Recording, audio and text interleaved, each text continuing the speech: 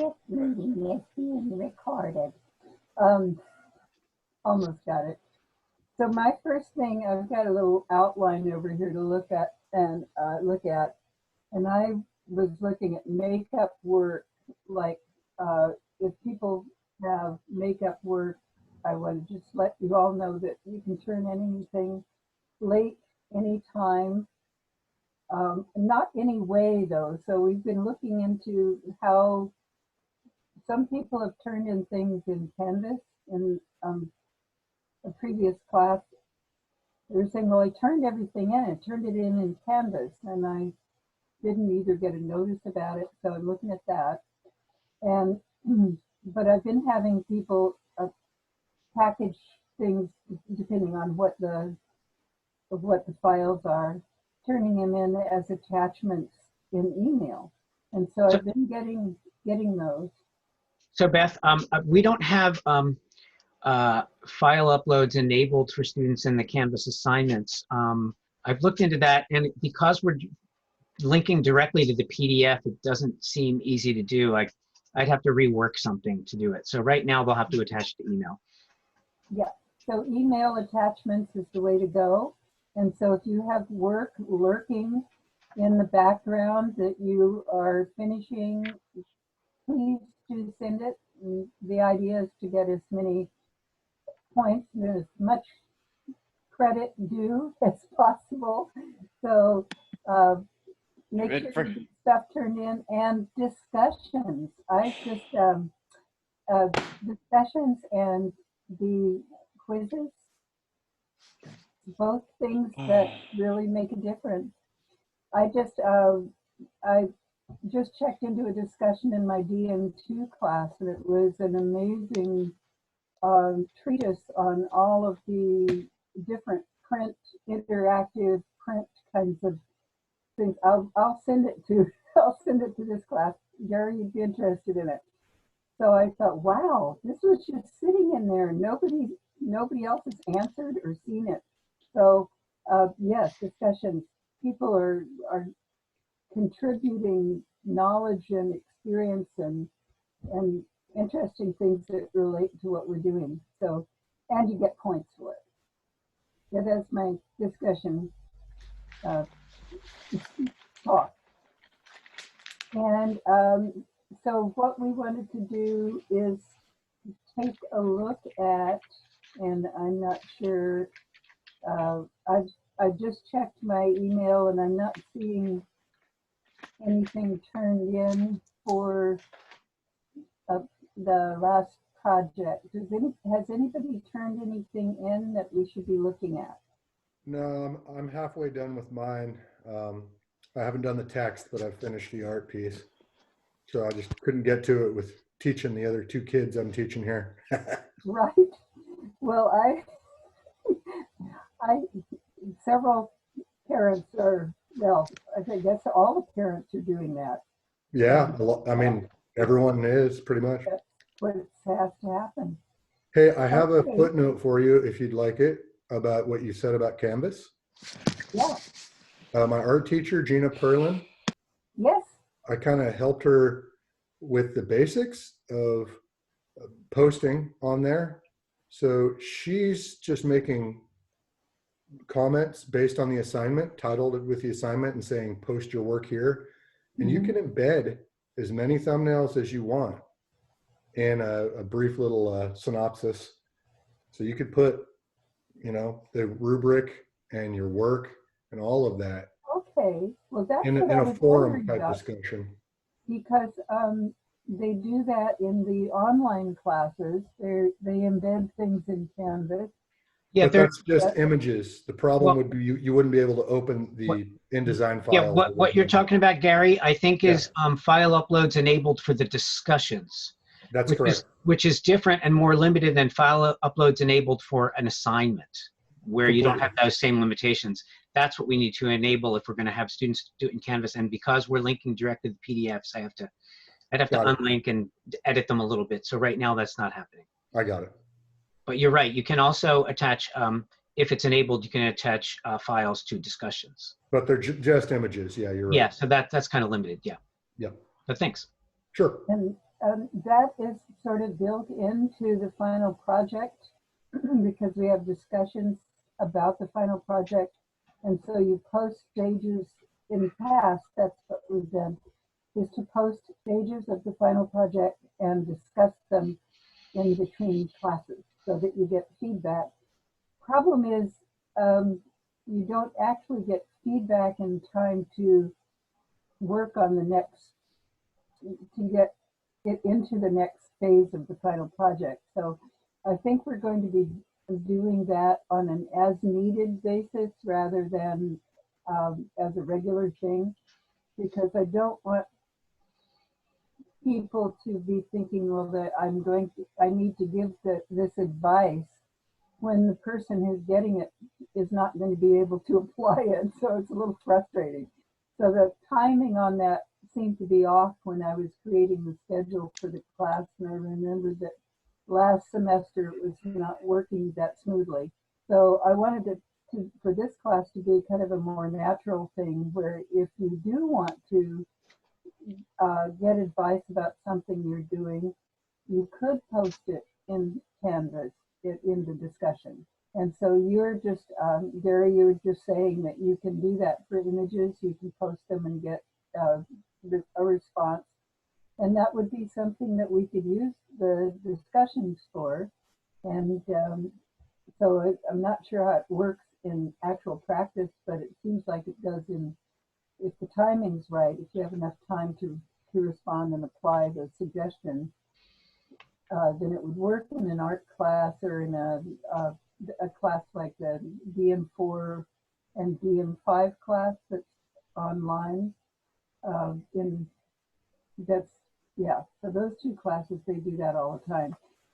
So if we can work that into ours to help out with the final project and improve something we've done, that would be great. But it's not going to be a mandatory thing. So what I would like to look at is where you might be at this point in your the Photoshop assignment, to see if there's anything that you could send or post or look at. Otherwise, what we could do is go on and take a look at the syllabus, where we are in the syllabus, and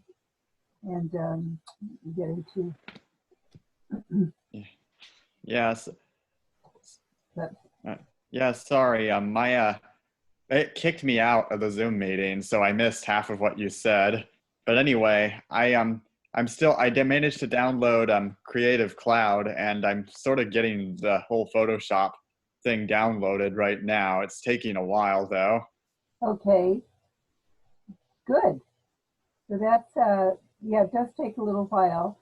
And then there are some things in the Photoshop assignment that I was noticing when I was trying to demonstrate it in the last class that are outdated. And so this morning I was back into the assignment, starting to try to edit it. It would be probably for the next semester, but I would pass along the things that are a little bit confusing in it so that you'd be able to apply it to this one now.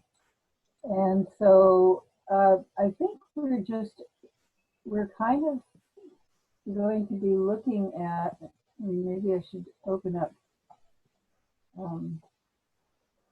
Photoshop here and create a new You're file. not sharing your screen yet. I know, I'm not yet. I'm deliberately not sharing the screen. Okay. Yeah. So let's see. So I'm going to actually open up the assignment and share my screen with that too, if I can find the darn thing.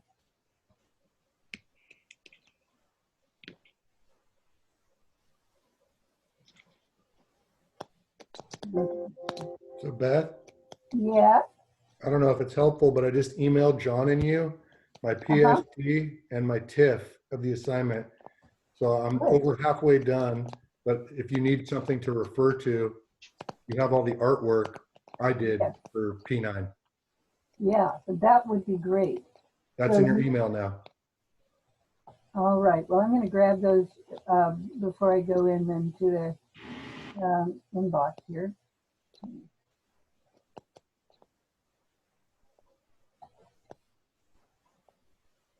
I see the status bar. Okay, good. Inbox. And this is in email, right?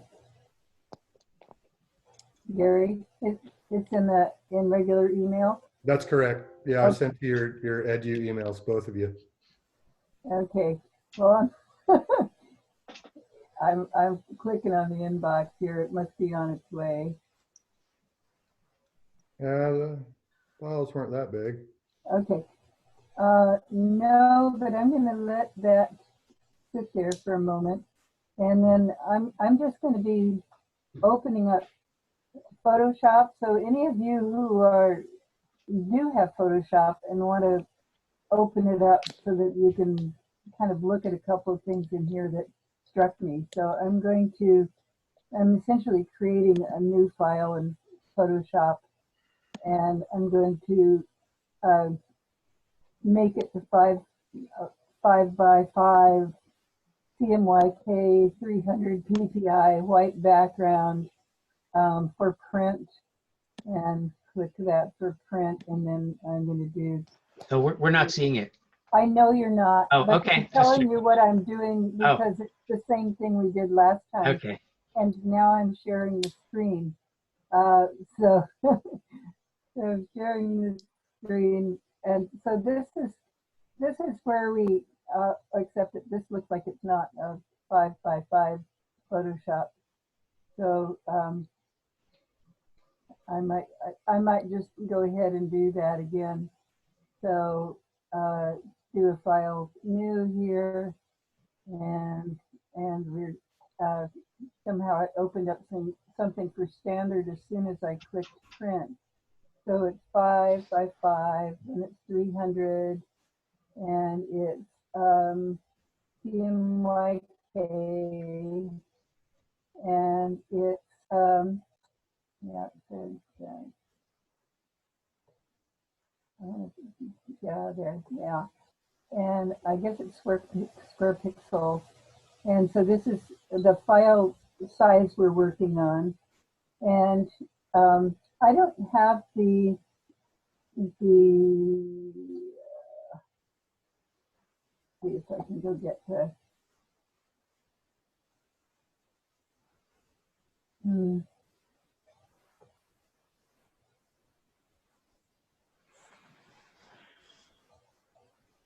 get that thing here.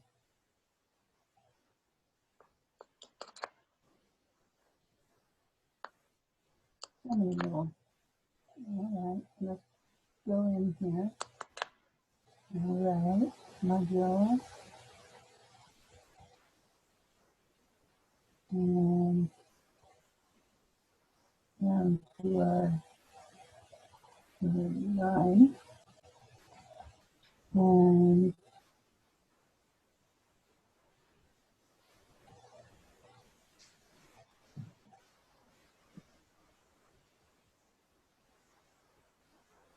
okay. All right. So yeah, so we've got, this is the beginning, and then I'm going to look and see if your files have arrived.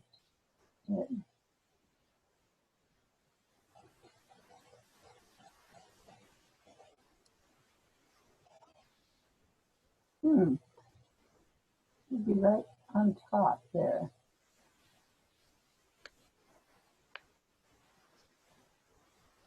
It looks like Gary has his hand up. Yes, Oh, Gary. did I? I didn't even realize I still had it up. Hold on. Oh, you don't have your, okay, sorry. I didn't mean to. There we go. Put it down. I'm looking. I'm looking for the files that you sent in the email, and they're still not here. So that's interesting. Anyway, uh, so Zach, what state are you at this point? And you're still waiting for software, right? I'm Yeah. I'm it's currently I keep losing you. because this Okay. thing, it keeps me. I don't know what happened. I just must have hit the mute button twice, and now it's Okay, no problem. and So now I'm just saying, you're waiting for software, right? Are you? yeah. Yeah. So what I'm going to be showing here is you'll be getting a few tips that actually you don't have the project handout yet, but well, do you have the? Yeah. So there are a couple of things that I wanted to point out in here, and they're just little things that are old news. And so this is basically the size of the. Robert, are you working on this too? On the Project 9? I haven't Me? started it yet. I'm still waiting for the program to download. Okay, well then this is it's good timing. Yeah, but I can watch along, so it's Yeah, fine. so you're getting a sneak preview, and then when I get uh, the project edited a little bit, I'll post that, but I'm sort of in the middle of doing that. So since some of you are in process or haven't started, this is a good time for this. And so others may be ahead of the game on this, but the idea in this piece is that you're learning about color and learning about the different types of colors, so the primary, secondary, tertiary colors, by messing around in Photoshop and working in layers.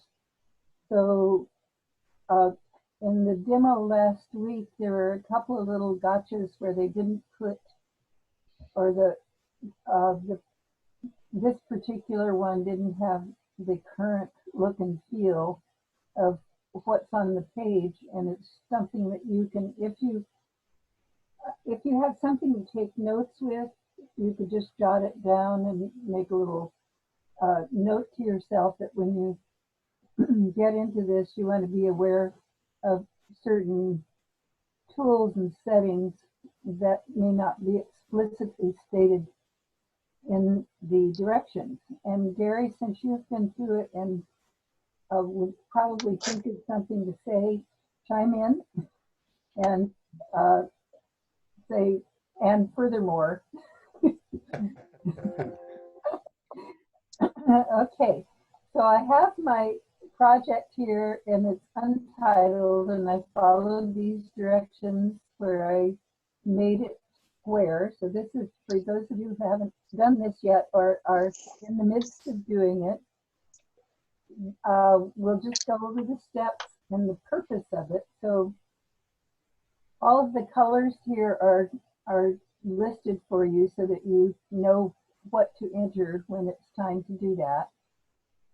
And John, if at any point you think of something or remember something, let me know. Okay. Okay.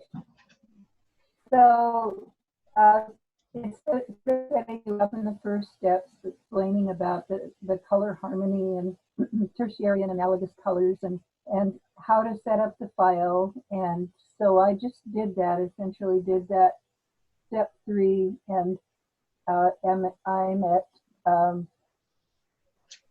step 4. So the workspace is essential, but the workspace is not clear. So it's supposed to, I'm going to get over on here now. And so it's window workspace, and I don't think that it says window workspace. So window workspace, and then it's essentials are already checked. So when you go in here to the directions, you're setting up and set workspace to essentials. Well, when you're looking at the screen like this, you don't know where workspace is, right?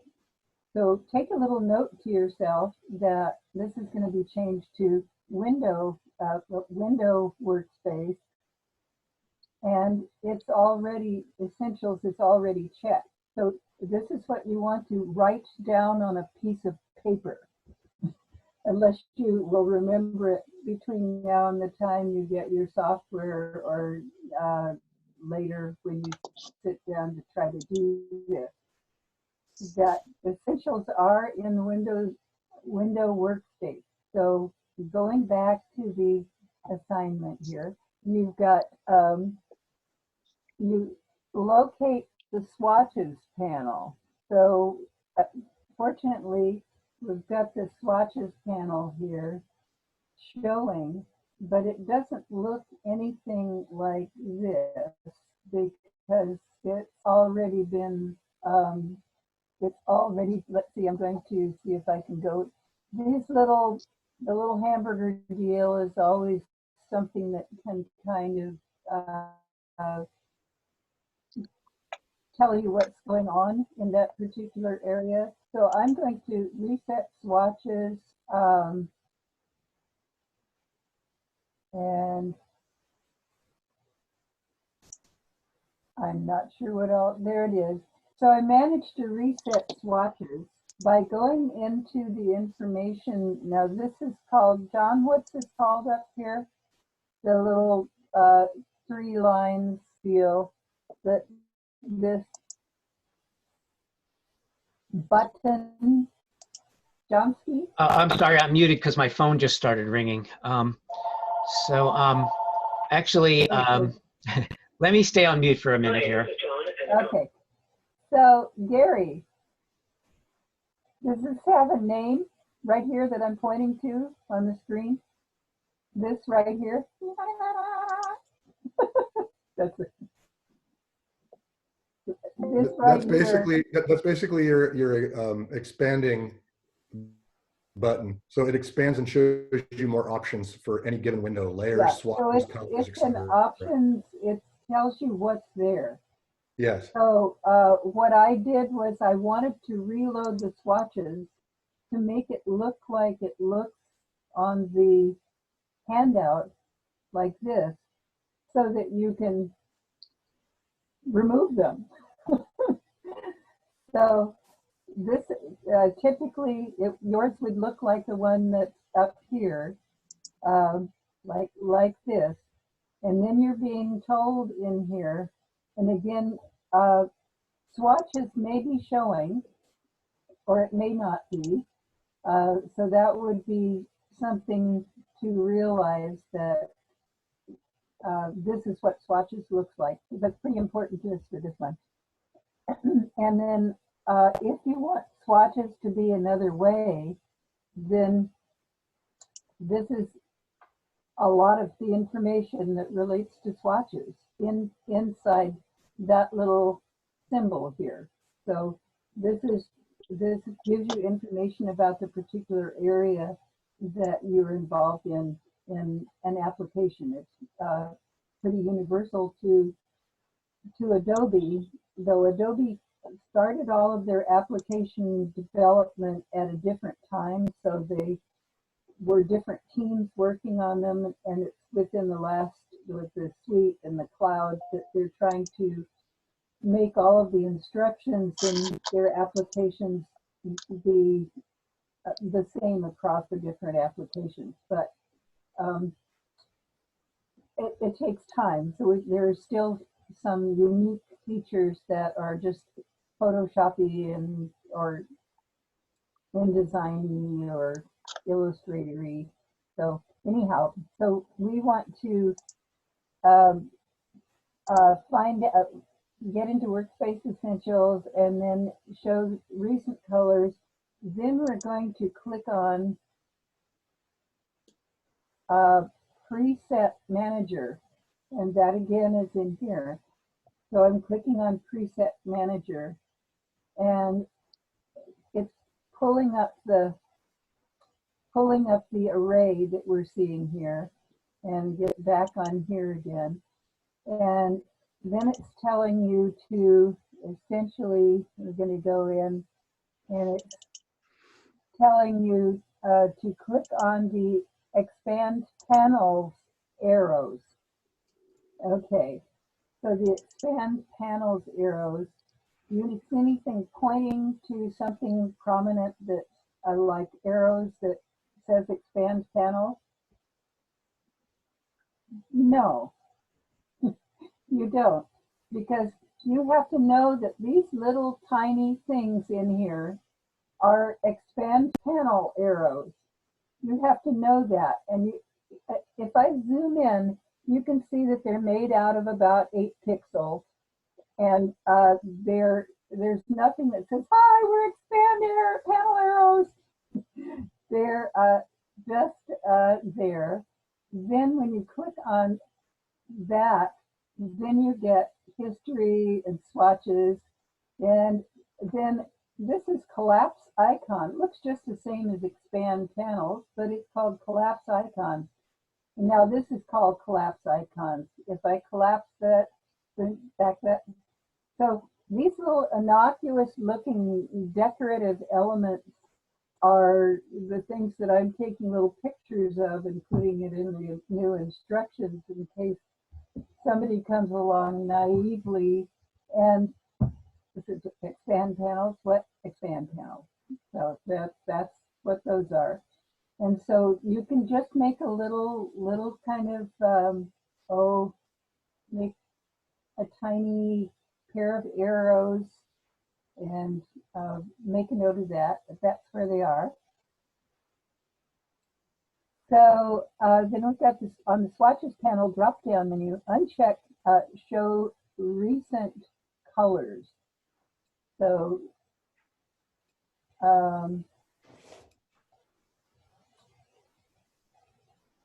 well, I was supposed to uncheck that. I guess I did. It's unchecked. So again, that's the drop down menu, and that's the little teeny lines here that doesn't flash up and say, I am the swatches drop down menu. Click on me to see the drop down menu. It presumes that everybody knows that. Okay, so then I'm going to go in here and click on the first swatch, then shift click on the last swatch and press the delete button. Click on the first swatch,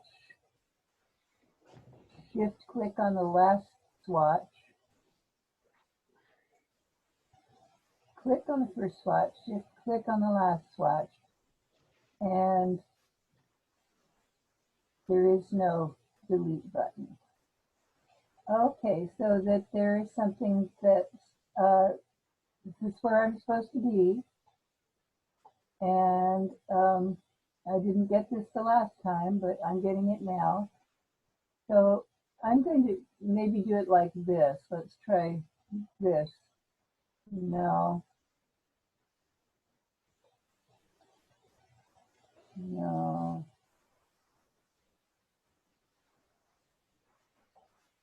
So when I have this arrow here and I go up to click on this, I don't want to eyedropper it. I want to click on it.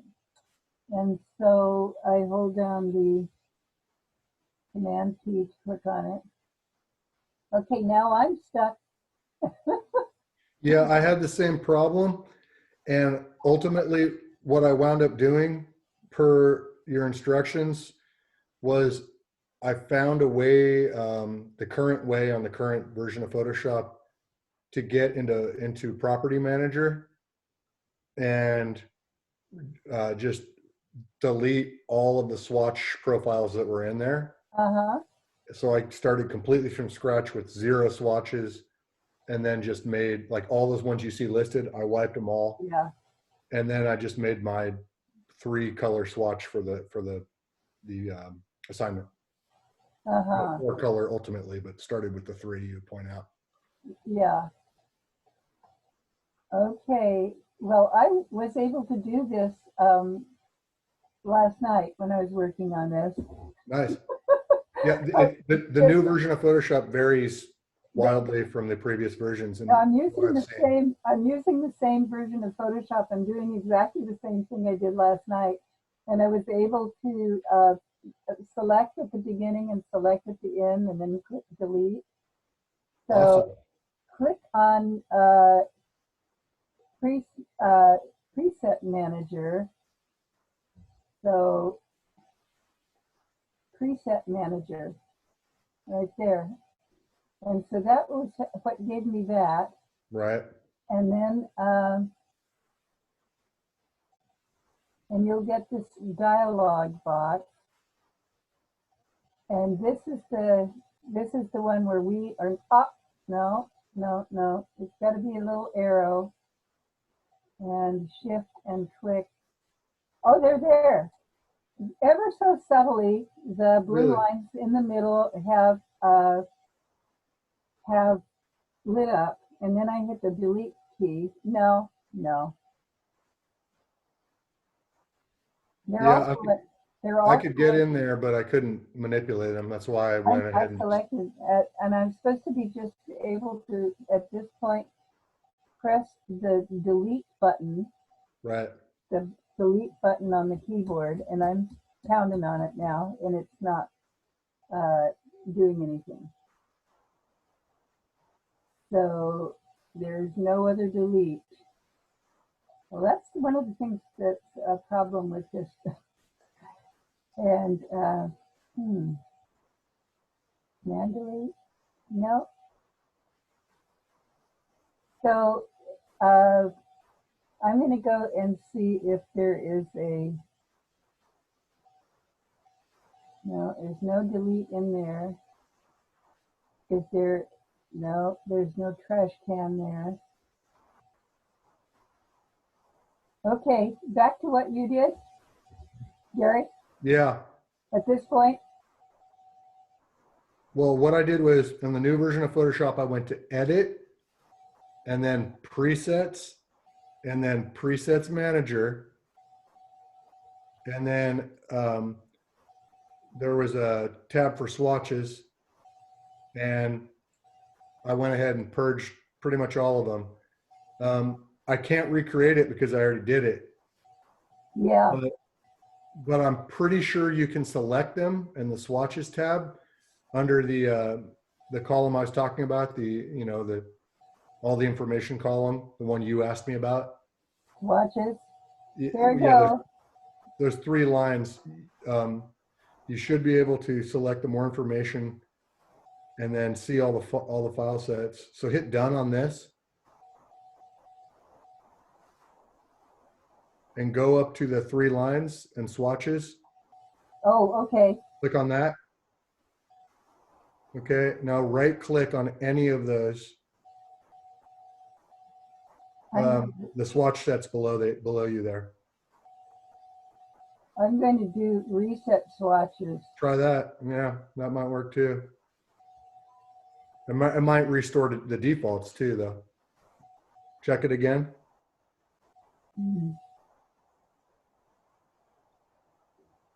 Okay,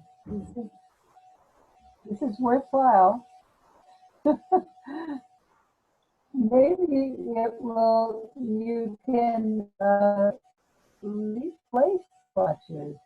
Usually the important one is all the way at the bottom, but I'm not seeing that. Here, go down to one of those swatch folders and right click on it and see if it gives you options to purge them, to delete them individually. Just any one, right click on it.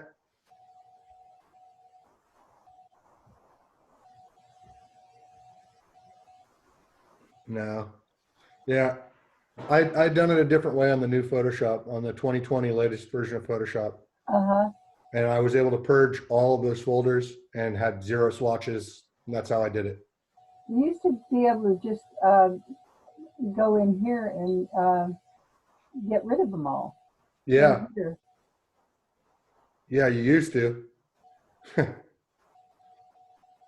Replace, and so yeah, so that does pose a problem because we can't invent colors unless we can get rid of these colors, and they are not the software at school. And well, this one right here, I did manage to do it last night, but I'm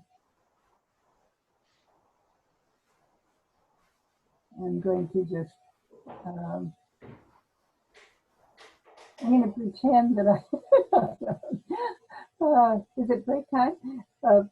So you shift click on the first one. No, that's not it. Okay. If you want, you could check your email and see if my PSD file's there yet, So yeah, I do want. because that will have the 4 swatches ultimately in it, and you can There just we load go. that up. Hey, there it is. Okay. So load the PSD right into Photoshop, and then folks can see where they're headed. It just took a little bit of Google searching for me to figure out the interface on this new CC Photoshop you guys will all be using. And I figured out how to purge all the swatches. It's not hard to figure it out by just searching Google for a couple of references. Yeah. It's different than the instructions, the version of Photoshop that everyone will be using. Right. But it's easy. You just got to find it. Okay. You choose the same colors I did. you chose or rated the same colors I did. Oh, orange and blue. Yeah, the olives, blues and violets with the orange. Yeah, I went for a Okay. turbo 80s retro album cover looking. So this is a PSD file, and we'll just pretend that we were able to get rid of all of those swatches and create these 3 swatches that you created. Actually, if I open the file from scratch, do you think that they, because it's a PSD file here. Yeah, if you close Photoshop and reopen it, hopefully it will reload with my swatch set. It used to work that way in Photoshop. I can't speak to the latest version of Photoshop. Let's see. Testing. Totally. No, it kept Nope. that old thing. But we do have we are able to show the layers. And so this is the fun part. Can everybody see this one now? So if I hold down, if I go to, option click on the eyeball here, we're looking at this one layer, and you did the same thing I did. You sort of named some of them, got going, and left some at just a layer 5. Mine were not all named either, but it's kind of a good idea to name them if they have enough personality to name. And so you can go individually and click on layers, or you can go to, let's see, I can't remember there's one thing you can click to show all layers, and that might be all the way without having to go click on them all at once. John Gowski, show all layers. You Show all layers. show all layers. Well, if you mean without having to click the eyeball on each one individually? That's correct. That's what I'm looking for. So the option will just select an individual one. If I think it's click at the top and then shift click at the bottom, maybe click and shift click. Well, this is kind of tedious. but you can do this. Uh, but you can see how much fun it gets to be when you can start manipulating layers, and there is a type layer in here that has the others. So the type layers behave a little bit differently. So the instructions are pretty good with that, but and the type can be rotated and enlarged and set up. So this is a good one for your portfolio, I think. Thanks. So in terms of alignment and this part playing around right here with where the every and the R and the Y are kind of echoing each other on the around the line there. Those little touches by a naive user would be appreciated on an unconscious level. So as designers, we're sort of obliged to guide the viewer's eye in ways that they're unaware of, but they feel good when they see what they're looking at. Kind of a, not exactly professional. That's professional. That's what they. That's where they like something. They like the way it looks, and it a lot has to do with what you're doing design wise. And then as you're designing something like this, you've built up your layers, you've added a layer, and you've added a new thing. And for this project, it's within constraints. You have to work with just those 3 colors until you get to your final primary color that you get to use. The primary color at the end, right? Yeah. So you can take things away and see take the eyeball away like that and see how it was built. Also, when you yourself have built these various layers and you're looking at them in a certain way, you can do surprising things by taking stuff and moving it around and doing something different with it. Of course, I don't know how to restore it to the way it was before. It should be there.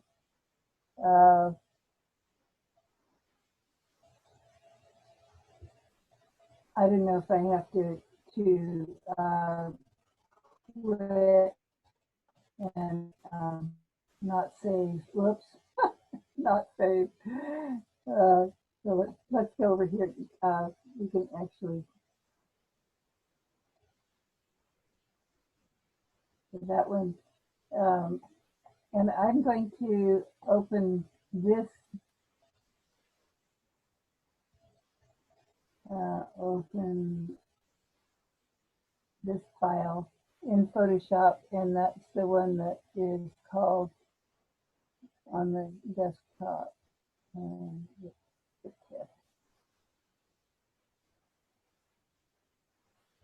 so this is the original one.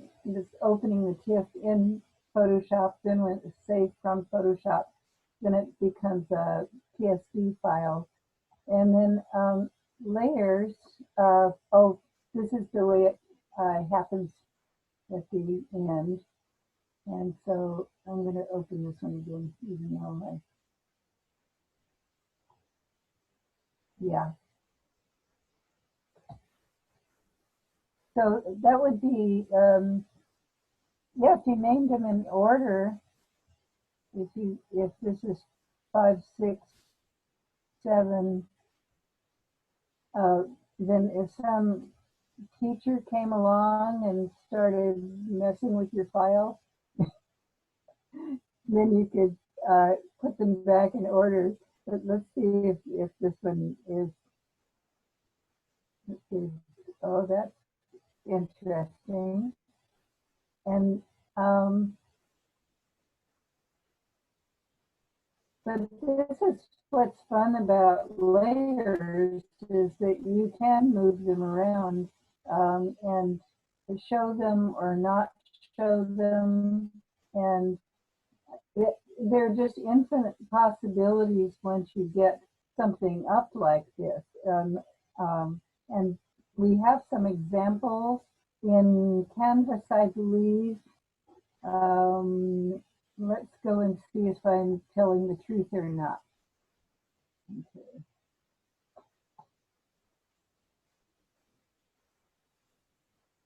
I meant to do this, so.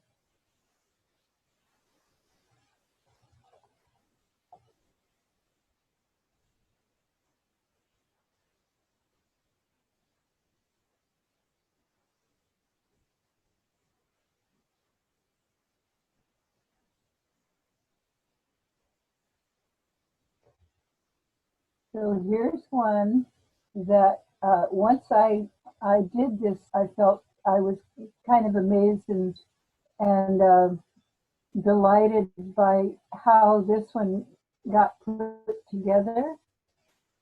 So it's got some things that are, the type is behind in some cases, like it's coming out from behind these leaves here and coming forward, and then is in front.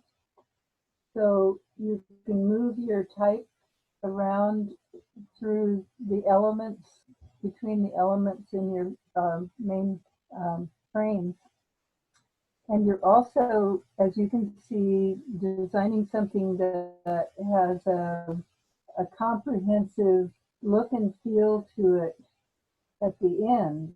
And so rather than just talking myself, as you're looking at this, mention some of the things that makes this enjoyable to see and what perhaps design principles contribute to that. So what kinds of things are you seeing on this page that make it work? I like the horizon and the foreground, you know, the different dithering they did for that. And the layering of their colors is pretty brilliant, pretty great use, using filters to lighten up the vegetation over the pond. So that's the image. As far as the layout goes, Yeah. it's pretty cool the way they laid their article out. They got a nice little diagonal title coming down, and on the top catches your eye. And then on the bottom right, I like the way they put in their key. I mean, they could have put it across the bottom as well, but it doesn't make a difference. It looks nice. Their color key. Yeah. So the color key bubbles up straight to the image. So it's not taking your eye back and forth. The angle of this is echoing the angle of the grass. Repetition, so all those things. This huge white space on the side here is just throwing your eye straight on what's there. The alignments of these columns and the alignments this way and the alignments this way are supportive and not distracting. There's like supporting characters that aren't doing a whole bunch of stuff on the side. They're just being informative. And then that's echoed over here by the name. And I think we mentioned maybe last week that when you zoom in, you can see that she picked a place where the name is out on the horizon line. So this is not sullied here. This is darker up here. The contrast is lower, so this wouldn't stick out.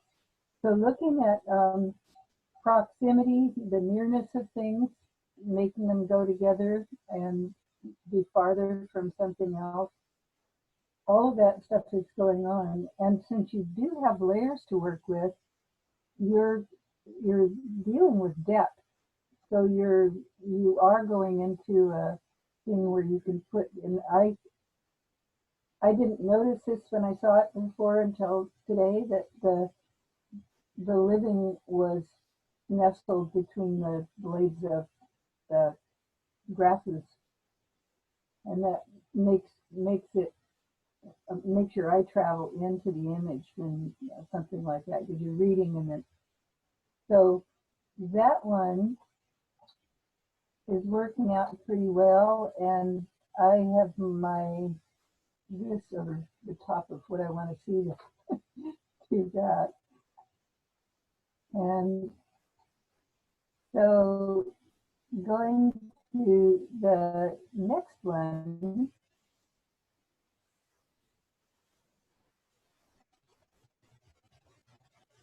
okay. Where'd you go?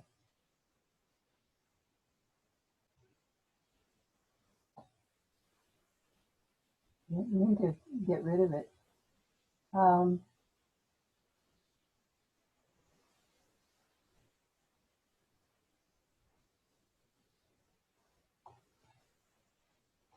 Going down into those again. So when I saw those the first time and then went into Photoshop to play around with the version that I did, which is always a little bit on the surreal side, I appreciated how the work that had gone into these. So this one's a more subtle one, and it has can see that when you go, I did get the original of this, and I was able to go back and look at it. So there's lots of layers in here with these sort of misty bits layered up on top of each other. And when you play around with the interconnection of those, you start mixing colors and they produce another effect, like making a blur here that way. So when she did her color caption there, it's on the more subtle side. It's not so much like a science paper or something like that. So they're like little buttons, but then they're just, she talks about them in here and then puts one of those little squares at the end to kind of wrap things up. So it's a really subtle way of presenting. And just having the square on its side is nice. And Beth, yeah, it's 12:16, so it's a good time to take a break whenever you think it's a good time to take a break. okay, well, let's wait to take a look at this next one. Okay. And we'll be looking at this some more too. So since Gary, you're all done, right? These are done. Are you? Well, you did point out a few things that showed the half-bakedness of my work. I hadn't finished titling all my layers yet. I haven't placed it into InDesign yet, Yeah. and typed up my text. But the artwork, the TIFF, represents the finished Yeah. artwork, not the layered one, the TIFF. But since the layers were not titled, they shouldn't have been titled at that point because you weren't done. But if you were finished with it, then you probably would want to go in and do a 1, 2, 3, 4 so that you would know what you did. I was going to kind of fine tooth comb, but no, yeah. I mean, the artwork is done for all intents and purposes in the TIFF. Yeah, well, it's great at all the stages. So we've messed with it.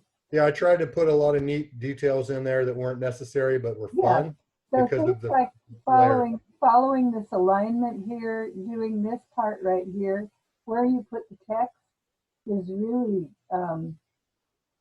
really wonderful. So yeah. You know the only thing I didn't like?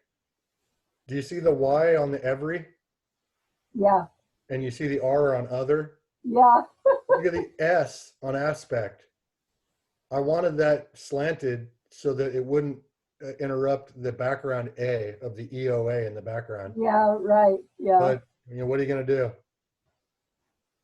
Well, I mean, I know what to do, but it looked terrible. I messed with it, the tracking and kerning. You could get into the letter form and play with the top and bottom of the S so that they angle. If there is a letter S in a very blocky style like that, that Yeah. would be angled like this. Right. Yeah, and this could come out like that. It would Just look a little bit weird because everything else is right angle. that was but- my problem. Yeah. I Yeah. like the idea of the continuity, but it wasn't achievable it's- with that font. It's an opportunity for unexpected surprise. If you made that S and it looked cool, you'd Right. save it for another project. Right. It would be for a logo that somebody was maybe you're designing or something like that. So those happy accidents are sometimes not what you want for this project, but it might be for another one. Might not work. Excellent. So yeah, so let's take a break, and I'm gonna go move around some. Okay, maybe we should take our 10-minute break now. Yeah. Okie doke. Right We're on. going to do that.